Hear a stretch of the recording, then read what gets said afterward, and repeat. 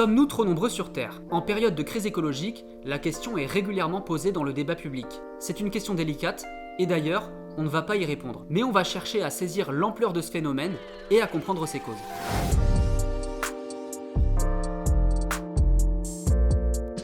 Pour bien comprendre la situation actuelle et saisir l'ampleur de la croissance démographique qu'a connue l'humanité, il faut se replonger dans notre passé. Notre espèce Homo sapiens est vieille d'au moins 300 000 ans. Depuis son berceau d'origine, l'Afrique, l'espèce s'est diffusée progressivement à tous les continents. Elle a atteint l'Europe il y a environ 40 000 ans.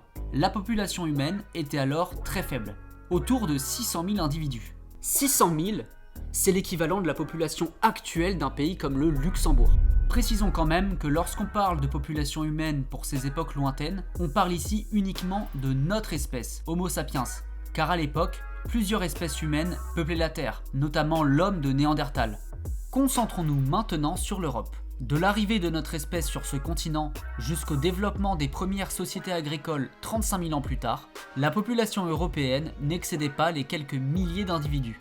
Les chiffres varient énormément en fonction des études, mais par exemple en 2019, 2 chercheurs ont essayé d'estimer la population de l'Europe occidentale et centrale durant l'Aurignaciens, une époque comprise approximativement entre 42 000 et 33 000 ans avant le présent. Selon ces chercheurs, la population européenne était de 1500 individus en moyenne. Cette étude présente des chiffres extrêmement faibles, qui doivent être maniés avec une grande prudence parce que les estimations de population sont très compliquées à réaliser pour ces périodes préhistoriques anciennes. Mais même dans toutes les autres estimations, la population de cette époque en Europe ne dépasse pas celle d'un village ou d'une ville moyenne actuelle. Autour de moins 40 000 et moins 35 000, la population humaine mondiale est multipliée par 10.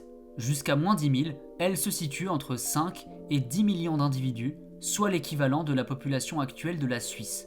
Durant les dernières périodes de la préhistoire, l'humanité connaît à nouveau une grosse croissance démographique. À partir de moins 10 000, alors qu'elle compte entre 5 et 20 millions d'individus, la sédentarité, la naissance de l'agriculture et de l'élevage permettent le début d'une croissance de long terme, quasi continue jusqu'à nos jours. Ainsi, environ 100 millions d'humains peuplent la Terre au moment de la construction de la pyramide de Khéops, en Égypte antique, vers moins 2500, puis 250 millions à la naissance de Jésus-Christ. Donc au début de l'Empire romain, la Terre était moins peuplée que ne le sont actuellement les États-Unis. La croissance démographique continue. Autour de 300 millions vers l'an 1000, 460 millions quand Christophe Colomb pose le pied en Amérique, près de 700 millions à la fin du règne de Louis XIV, puis enfin, on atteint le premier milliard d'humains sur Terre autour de 1800. On l'a vu, l'humanité a mis plus de 200 000 ans à atteindre le milliard d'individus. Alors comment la population mondiale a-t-elle pu être multipliée par 8 en seulement 2 siècles ? Durant la majeure partie de son histoire, la démographie humaine était plus ou moins dans un état d'équilibre entre les naissances et les décès, avec des fluctuations selon les périodes. Les femmes avaient beaucoup d'enfants, mais ces derniers étaient nombreux à mourir avant d'atteindre l'âge adulte.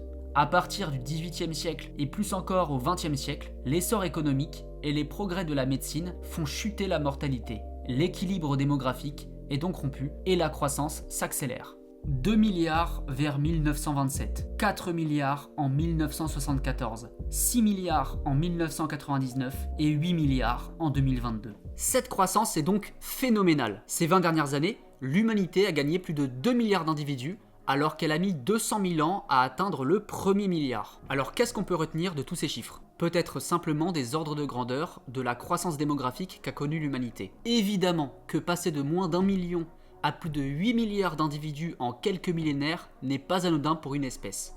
Et c'est probablement un fait sans précédent dans l'histoire de l'évolution. Mais faut-il s'en inquiéter ? Est-ce la cause principale des problèmes écologiques actuels ? Donnez-nous votre avis dans les commentaires. On en parlera dans les 2 prochains épisodes de notre format Que se passerait-il dans les prochaines semaines. En attendant, si le sujet vous a plu, abonnez-vous pour ne pas manquer la suite. À bientôt !